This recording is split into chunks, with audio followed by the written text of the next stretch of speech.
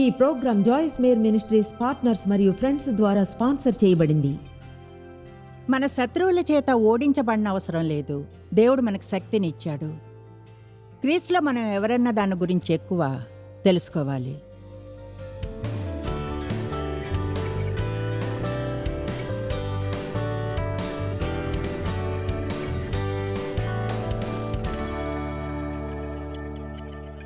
L Shaddai, సర్వోన్నతుడు, సర్వశక్తి సంపన్నుడు, శక్తివంతుడు.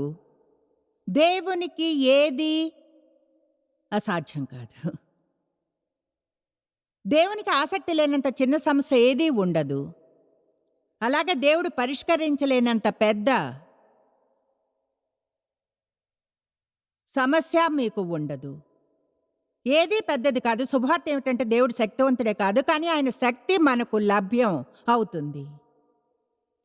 నేను ఎన్నో ఏళ్ళు చర్చిలో కూర్చుని దేవుడు శక్తివంతుడని విన్నాను, కానీ ఎవరూ ఆయన ఆ శక్తి నాతో పంచుకుంటాడని చెప్పలేదు. లూకా 10:19లో చెప్పినట్లుగా నేను మీకు శక్తినిస్తున్నాను, పాములను తేళ్లను త్రొక్కుటకును శత్రువు బలమంతటి మీదను మీకు అధికారము అనుగ్రహించి ఉన్నాను, ఏది మీకెంత మాత్రమును హాని చేయదు మీరు అనవచ్చు. ఒక్క నిమిషం ఆగండి, నాకు హాని కలిగించాయి. అయితే ఏది నిరంతరమైన నిత్య నాశనాన్ని కలిగించలేవు. ఒకవేళ మీ దృష్టిని దేవుడి మీద ఉంచితే ఒక మార్గంలో సాతాను మనకు వ్యతిరేకంగా రావచ్చు, అయితే మన ముందు నుంచి ఎన్నో మార్గాల్లో పారిపోతాడు. నేను ఇక్కడ అడుగు వేసి ఒక్క నిమిషం దీన్ని చివరికి తీసుకెళ్తాను. వారాంతంలో ఆలోచించాను, ఏమనంటే వారాంతంలో కాదు, ఇక్కడికి రావడానికి ముందు. చూడండి, ప్రజలకు ఎప్పుడూ ఉండే ఒక పెద్ద విషయం ఏమిటంటే మరణం. ఒకవేళ నేను చేయలేకపోతే తెలుసా నేనేమనుకున్నాను? ఏమనంటే మనం ఇంకొంచెం నిత్య జీవనం వైపు ఫోకస్ చేయాలి. చూడండి, మనం ఆరంభపు సంఘంలో భక్తులు నిత్య జీవనం గురించి మాట్లాడినట్టుగా మనం మాట్లాడుకోము. అంటే వాళ్ళు సింహాల గుహల్లోకి వెళ్ళేవారు, ఎందుకంటే వాళ్ళు బలంగా నమ్మేవాళ్ళు. వాళ్ళ జీవితం ముగించి వెళ్ళినప్పుడు వాళ్ళు దేవుని సన్నిధిలో ఉంటారని. అందువల్ల మరణం అనేది ఎవరికైనా జరిగే హీనమైంది కాదు. అవును, వీలైనంత కాలం జీవించాలని అనుకుంటాం. మరణం అనేది హీనమైంది కాదు. బైబిల్ చెప్తుంది జీవించడం అంటే క్రీస్తు, మరణం అంటే లాభము అని. నేనేమనుకుంటానో తెలుసా? మరణం గురించి ఎక్కువగా భయపడడం కంటే మనం భయపడాల్సింది అస్థిరంగా ఉండడం, ఇక్కడ మన టైం అయిపోయేంత వరకు స్థిరంగా ఉండలేకపోవడం గురించి. క్రీస్తులో మరణించాలని నిశ్చయించుకోవాలి, తర్వాత మనకు విజయం ఉందని. వేరే ఏం జరుగుతున్నా నాకు అనవసరం. ఎందుకంటే మనలో ఎవరైనా సరే ఒకవేళ 100 ఏళ్ళు జీవించినా నిత్య జీవనంతో పోలిస్తే అదేమీ కాదు. మనం చాలా కాలం జీవిస్తాం. యేసు అన్నాడు, మీకోసం చోటుని ఏర్పాటు చేయడానికి వెళ్తున్నానని. ఇప్పుడు ఆయన మీ గృహాన్ని నిర్మిస్తున్నాడు. ఆమేన్. కనుక నాకు అనిపిస్తుంది భవిష్యత్తులో నిత్య జీవనం గురించి బోధన వస్తుందని. బహుశా మనం ఇంకొంచెం ఎక్కువ మాట్లాడాలి. అంటే అంతగా పరలోకపు మైండెడ్గా ఉండాలని కాదు. భూమి మీద అంత ఏమీ బాగోము. ఇక్కడ ఇలా ఆలోచిస్తూ ఆగిపోవాలనుకోము, ఇది ఇంతే అని వదిలి వెళ్ళడానికి భయపడాలి. అంగీకరిస్తారా? కొన్నిసార్లు మనం ఎక్కువగా ఇక్కడ మనకున్న దానిలో ఎంతగానో మునిగిపోతామంటే, ఓ దేవా, దీన్ని నువ్వు సరి చేయాలి, ఇది కావాలి, నేను సహించలేనేమో, నువ్వు కానీ చేయకపోతే నాకు తెలియదు ఏమవుతుందో, నాకు దొరకకపోతే ఏమవుతుందో, నాకు విజయం అనేది లేదు, చూడు నేను కోరుకున్నది ఇవ్వలేదు. అందుకని అయితే నిజం ఏమిటంటే ఆయన ఇలా అన్నప్పుడు మీకు నిరంతరం హాని ఏది జరగదు. మీకేం చెప్తున్నాను అంటే మనకు విజయం ఉంది. మనం విజేతల కంటే ఎక్కువ. ఎందుకంటే మనం ఇక్కడి నుంచి వెళ్ళిపోయాక తర్వాత రాజ్యంలోనికి వెళ్ళినప్పుడు నిత్య జీవనం కొరకు అది అక్కడ ఉంటుంది.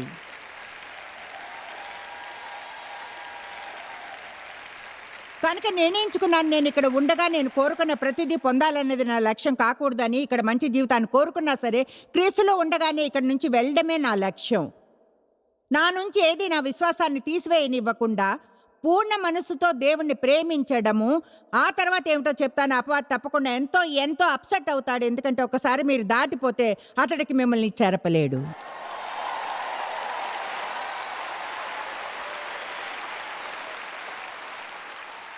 మనం శత్రువుల చేత ఓడించబడిన అవసరం లేదు.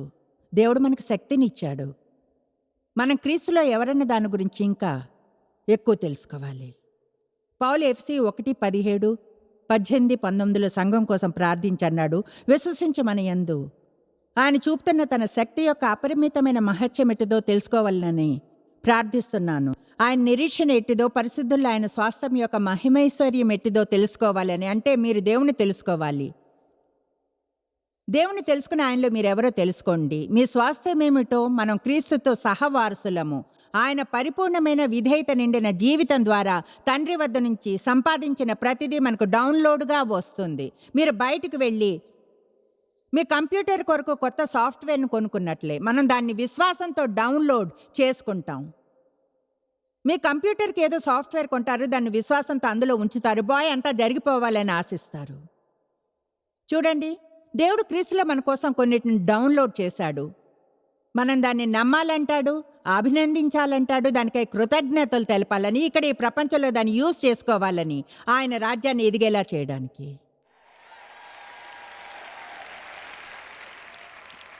మన శక్తిని గురించి చెప్పే 3 వచనాలను చూద్దాం. 1 యోహాను 4:4. చిన్నపిల్లలారా, మీరు దేవుని సంబంధులు, మీరు ఆయనకు సొంతమైన వారు. మీలో ఉన్నవాడు లోకములో ఉన్నవాని కంటే గొప్పవాడు, బలమైనవాడు కనుక మీరు వారిని క్రీస్తు విరోధులను జయించి ఉన్నారు. అందరూ చెప్పండి, గొప్పవాడు నాలో నివసిస్తున్నాడు. కొలస్సా 2:15. ఆయన ప్రధానులను అధికారులను నిరాయుధులనుగా చేసి శిలువ చేత, యేసుక్రీస్తు శిలువ చేత జయోత్సవంతో వారిని పట్టి తెచ్చి బాహాటంగా వేడుకకు కనుపరిచెను. అంటే దేవుడు అపవాదిని నిరాయుధుని చేశాడు. ప్రధానుల వద్ద నుండి, అధికారుల వద్ద నుండి ఆయుధాలను తీసివేశాడు. అపవాది ఓడించబడ్డ శత్రువు. మనకు అబద్ధాలు చెప్తాడు, మనకంటే ఎక్కువ శక్తి అతనికి ఉందని. ఒకవేళ మనకు క్రీస్తులు ఎవరమో తెలియకుంటే చెప్పండి, క్రీస్తు నాలో నివసిస్తున్నాడు. ఇక చివరిగా 1 యోహాను 3:8. అపవాది మొదటి నుండి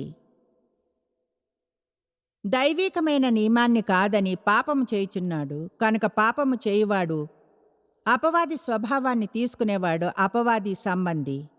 అపవాది యొక్క క్రియలను లయపరచుటకే, తీసివేసి వాటిని నాశనం చేయడానికే దేవుని కుమారుడు ప్రత్యక్షమాయెను.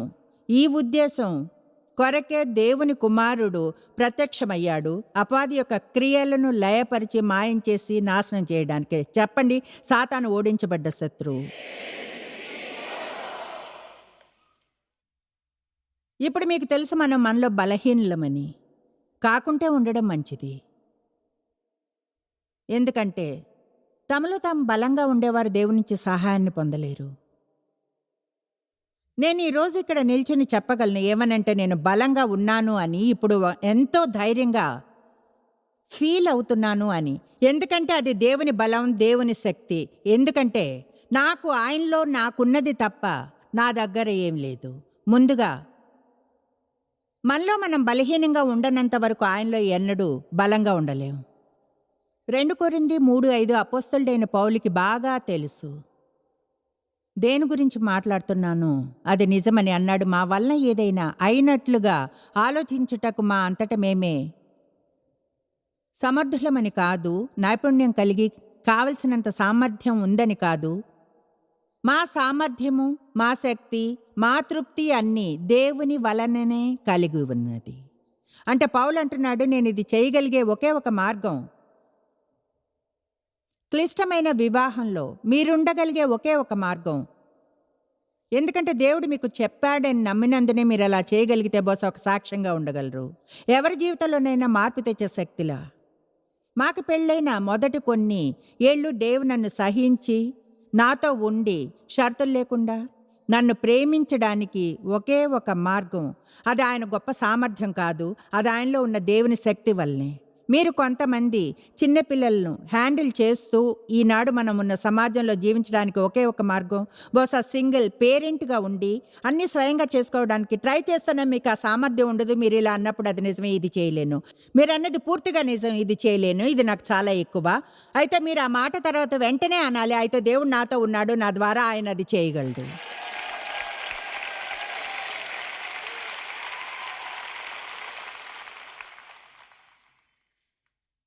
మీకు తెలుసుగా సంసోను కథ ఆసక్తికరమైనదని. సంసోను ఒక నజరేయుడు. అతడు నజరేయుడని ప్రకటించుకున్నాడు. దేవుడు అతన్ని అతి బలవంతుడిగా చేశాడు. అయితే దేవునితో అతని సన్నిహిత సంబంధమే అతన్ని బలంగా ఉంచగలిగింది.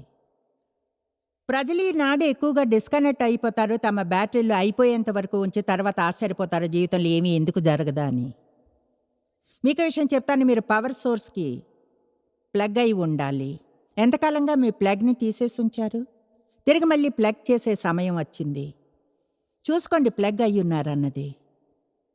సరే, సంసోన్ ఇన్వాల్వ్ అయ్యాడు. ఒక స్త్రీ చేత శోధించబడ్డాడు. ఆమెతో ఇన్వాల్వ్ అయ్యాడు. అయితే ఆమె ఉద్దేశం మాత్రం అతన్ని మోసం చేయడమే. ఆరంభం నుంచే మంచిగా ఉండలేదు. ఆమె ప్లాన్ అంతా అతని బలంలోని రహస్యం ఏమిటో తెలుసుకోవాలన్నదే. మీకు తెలుసా, మన బలం యొక్క రహస్యం దేవుడే. అలాగే సంసోను బలం రహస్యం దేవుడే. అయితే దేవుడు అతనికి చెప్పాడు, ఎంతకాలం అతను తన జుట్టుని పెరగనిస్తాడో కత్తిరించకుండా అతను బలంగా ఉంటాడని. అది ఒకలా దేవునికి అతనికి మధ్య ఉన్న ఓ చిన్న విషయం. తెలుసా, దేవుడు మిమ్మల్ని చేయమని చెప్పినవి కొన్ని ఉన్నాయని అనిపించవచ్చు. మీరుగా వాటిని చేస్తే అప్పుడు విషయాలు గొప్పగా పనిచేస్తాయి.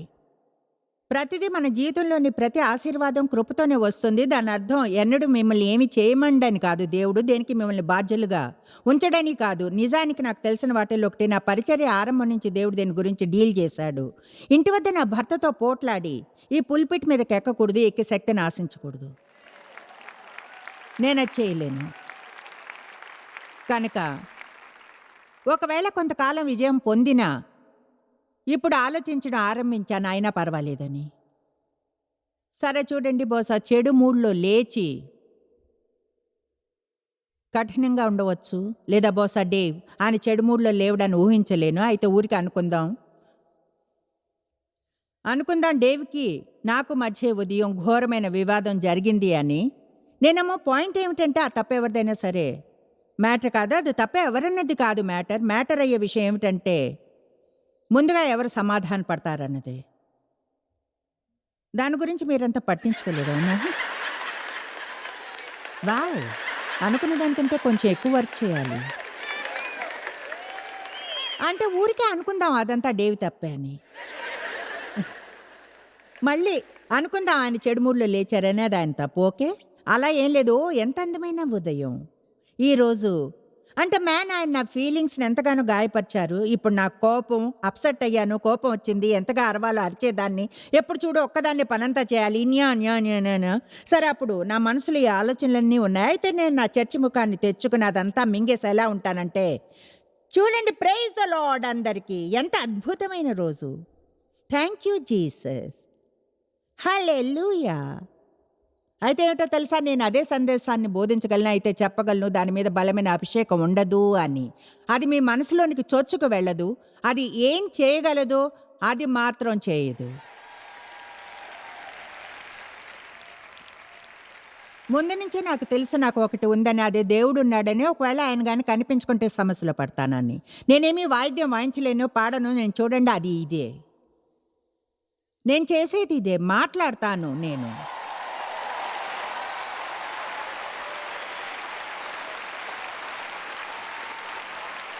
మీకు చెప్తున్నాను, కొన్నిసార్లు కొంచెం భయంగా ఉంటుంది. అందుకని అది దేవునితో నా పర్సనల్ నిబంధన. ఏమనంటే, నేను పుల్పిట్ మీదకు ఆయన వాక్యాన్ని చెప్పడానికి కోపంతో రానని, పగాద్వేషంతో లేదా మనసులో క్షమాపణ లేమితో రాను అని. నేను ఆ పని చేయను. అలాగే దేవుడు సంసోన్ని ఒకలా వారిద్దరి మధ్య ఒక సూచనలో జుట్టుని కట్ చేసుకోవద్దు అన్నాడు. సరే, చివరికి అతడు ఆమెకు చెప్పాడు, దెలీలాకు తన రహస్యం ఏమిటో. తర్వాత అతడు నిద్రపోతుండగా ఆమె జుట్టుని కత్తిరించేసింది. శత్రువు ప్రవేశించి పట్టుకున్నాడు. అతని బలం పూర్తిగా పోయింది. ఇప్పుడు ఇదే మనిషి స్వయంగా అంతకుముందు 1000 మందిని గాడిద దవడ ఎముకతో చంపాడు. ఒట్టి చేతులతో ఒక సింహాన్ని 2గా చీల్చాడు. ఇప్పుడు బలాన్ని పోగొట్టుకున్నాడు. ఎందుకంటే దేవుడు చేయమని చెప్పింది చేయడం మానివేశాడు. మీకు విషయం చెప్పనా, మనం దేవునితో ఉన్నంత వరకు ఒకటి ఆయన చేయమన్నది చేస్తాం, లేదా ఏదైనా తప్పు చేశామని గుర్తిస్తే పశ్చాత్తాపడతాం. వెంటనే బలంగా ఉంటాము. లేచి నిలిచిన జీవితంలో ధైర్యంగా ఉండగలం, శత్రువుని ఎదుర్కోగలం. అయితే ఈరోజు చెప్పే దాని గురించి ఏం చేయలేరు. ఒకవేళ మీ జీవితం సరిగ్గా లేకుంటే, దేవుడు మీతో చెప్పిన దానిపై గమనం ఉంచకుండా ప్రతి ఆదివారం చర్చికి వెళ్తున్నారు కనుక దాంతో అంతా సరైపోతుందని అనుకోకూడదు. నేను చెప్పేది ఎవరైనా వింటున్నారా?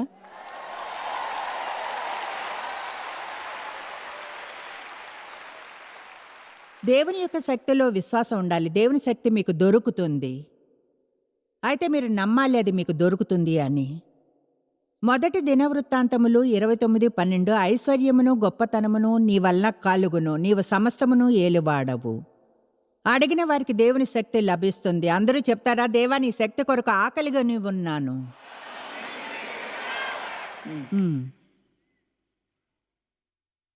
థ్యాంక్ యూ దేవా నీ శక్తి కొరకు.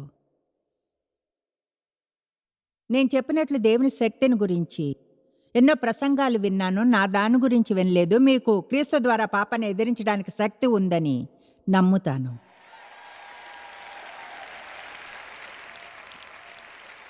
ఇలా ఎన్నడూ అనుకోకుండా, ఇది నాకు చాలా ఎక్కువ.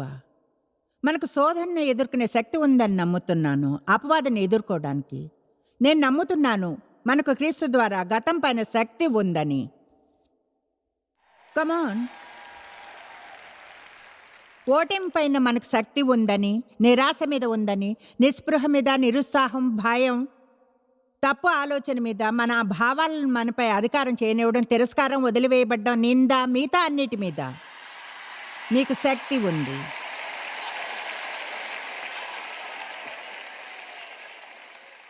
ఇప్పుడు ఒక అద్భుతమైన పేరు వద్దకొచ్చాం. యెహోవా ఎలోహిం.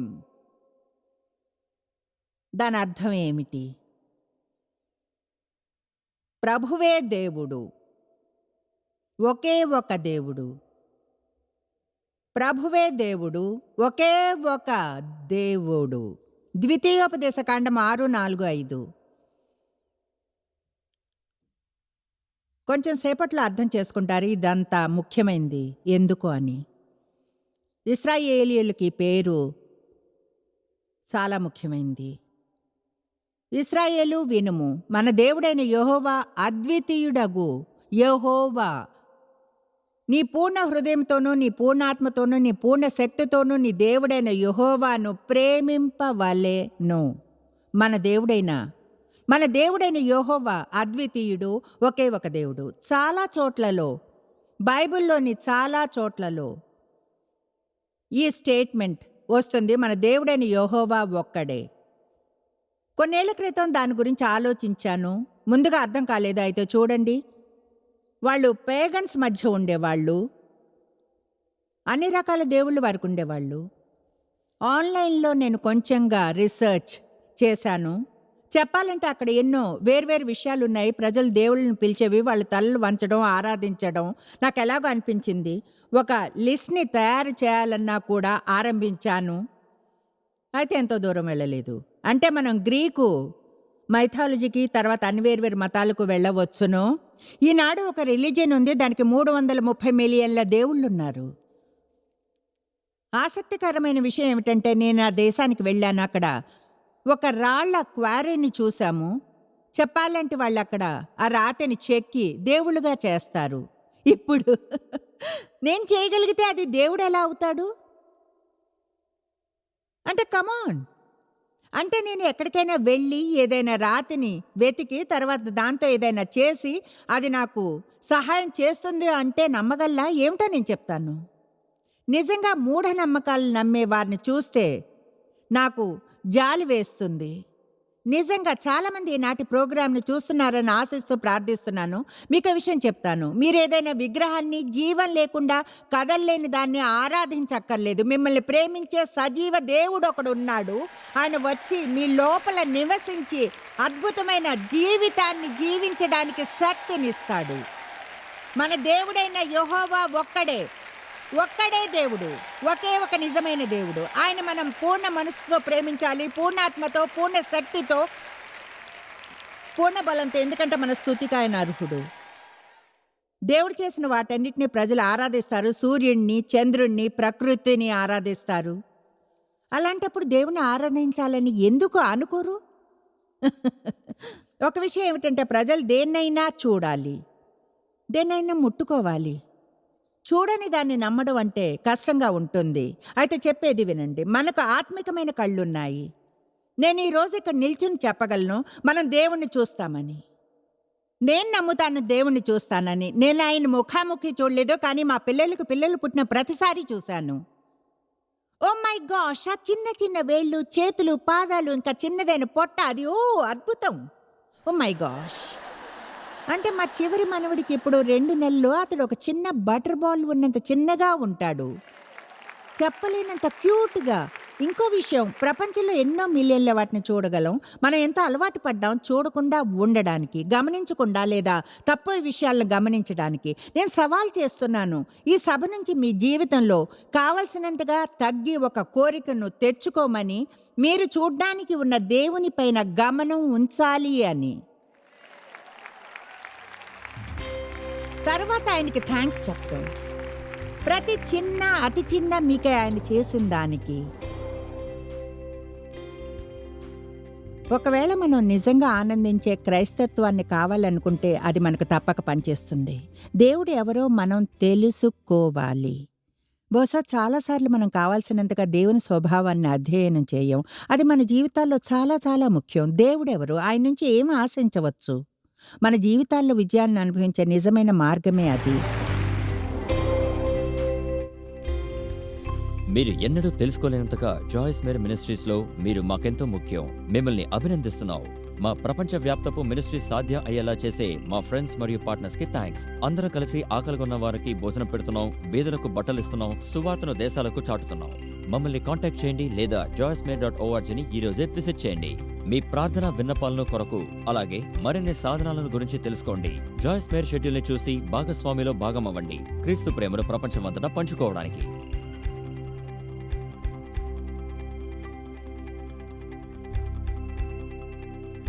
ఈ program Joyce Meyer ministries partners మరియు ఫ్రెండ్స్ ద్వారా స్పాన్సర్ చేయబడింది.